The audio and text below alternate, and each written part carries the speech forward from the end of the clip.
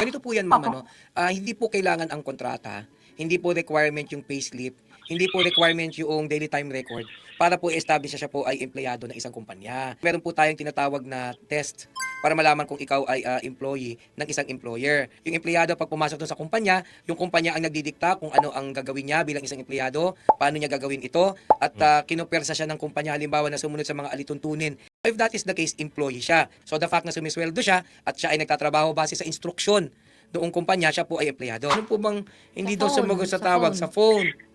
Sa phone po siya, sir. Kasi ang nangyari po, Sige si po. Habi, nagkakarga po siya ng pahinante niya ng pang-deliver. Bakit niya po kasi Ngayon, kinakarga yung pahinante? Hindi. hindi po yung Iba. Mahirap yun. Anong kinakarga niya? Hindi po. Pang-deliver nila, si pahinante at si Habi po. Pareho Nalito. po sila Sabi mo, ma'am, nagkakarga. kasi po si Habi, nagkakarga po ng pahinante. Dapat ipakarga mo na sa pahinante. Huwag niya nakakarga yun, mahirap talaga yun. Pamalinaw na po, ma'am? Yes po. O kasi ma'am, pag hindi pa malinaw yan, hindi na ako papayag, ha? Kulang na lang maghubad ako para may paliwanag ng maayos yan.